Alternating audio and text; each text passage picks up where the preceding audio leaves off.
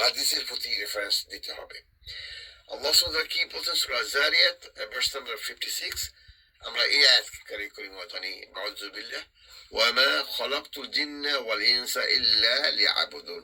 আল্লাহ সুবহানাহু বলেন যে ওয়া মা খালাকতু, আমি সৃষ্টি করি নাই, লিয়াবুদুন, আমার ইবাদত করা ব্যতিরেকে অন্য কোন উদ্দেশ্যে আমি এই দুই জাতিকে সৃষ্টিই করি নাই। আল্লাহু আকবার। আচ্ছা, এবার এটা অ্যাপ্লাই করুন, প্রয়োগ করুন। তাহলে শুধুমাত্র কি আমরা নামাজে, রোজায়, হজ, জাকাতেই কি আমরা ইসলাম প্রয়োগ করব? না, সমস্ত কাজকর্মে। আপনি চাষাবাদ করছেন, আপনি একজনের কাছ থেকে লোন নিয়েছেন, আপনি চাষটলে বসে কথা বলছেন, আপনি লেখাপড়া করছেন, আপনার সন্তানকে শিক্ষা দিচ্ছেন, আপনি ব্যাংকিং করছেন, সর্বোপরি আপনি তো রাজনীতিও করছেন। তো এই সব বিষয়ে যদি আপনি ইসলামকে না আনেন, তাহলে এই আয়াতের যে উদ্দেশ্য আল্লাহ সুবহানাহু ওয়া তাআলা এখানে সেট করে দিয়েছেন, সেই উদ্দেশ্যের পরিপন্থী হয়ে যাবেন। কারণ প্রতিটি আমল, প্রতিটি কাজ, আমাদের প্রতিটি কাজই হচ্ছে আল্লাহর নির্দেশ। এই হচ্ছে আব্দের কোয়ালিটি, বান্দার কোয়ালিটি, যে প্রতিটি কাজই সেই আল্লাহ সুবহানাহু ওয়া তাআলার নির্দেশ মোতাবেক করবে।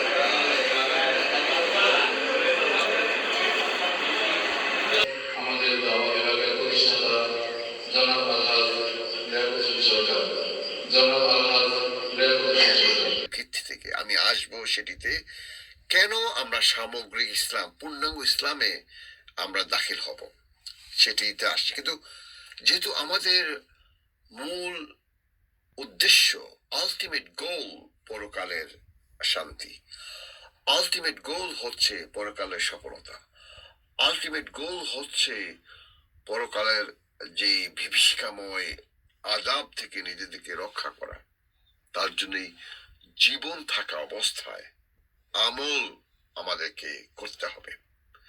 তো যেই আমলটি বিশ্বাসের পরে প্রথম আসে, যেই আমলটি ছাড়া আপনি মুসলমানই থাকবেন না, যেই আমলটি হচ্ছে ঈমান এবং কুফরের মধ্যে পার্থক্য সৃষ্টিকারী, যে আমলটি সম্পর্কে কাল কিয়ামতের মাঠে প্রথম জিজ্ঞাসিত হবেন, সেই আমলটি হচ্ছে কি? আসসালাহ। তাহলে শুনুন, মুহাম্মদ রাসূল সাল্লাল্লাহু আলাইহি সাল্লামের নিজের ভাষায় সেই কথাগুলো শুনুন। ইয়াকুলু রাসূল সাল্লাল্লাহু আলাইহি সাল্লাম কি বলেছেন? ইন্না আউওয়ালা ইউহাসাবু